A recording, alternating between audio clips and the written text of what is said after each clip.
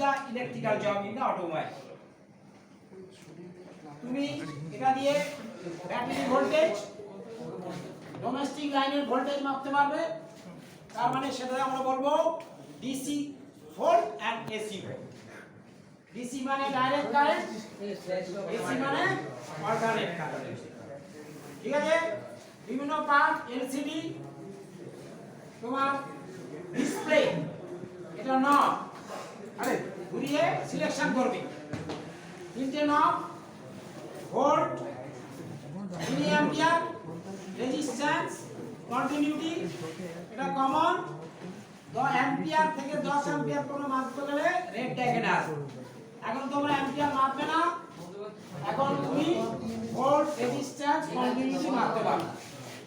Ampere মাপতে গেলে মাল্টিমিটারটাকে সিরিজে নিতে হবে। আমি সিরিজ প্যারাল বোঝাবো, তাহলে তোমরা বুঝতে পারবে। ফটোটা নিয়ে নাও, ছবিটা এঁকে আনো।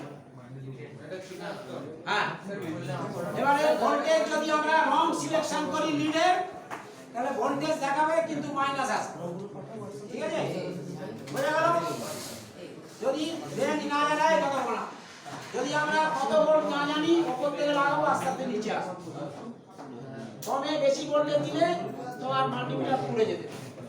আবার ডিসি জায়গায় এসি দিলে, এসি জায়গায় ডিসি দিলে মাল্টিমিটার পুড়ে যেতে। এটা বোঝা গেল? অ্যাম্পিয়ার কোন মাপছি না, এবারে আমরা করে নেব, শিখবো, আগে যাব। তোমার হোমওয়ার্ক কি? You will draw a photograph, write the things which I have taught, অথবা চেক দা ইউটিউব, দেখে সেখানে ড্র করে প্রতিটা জিনিস বোঝা গেল?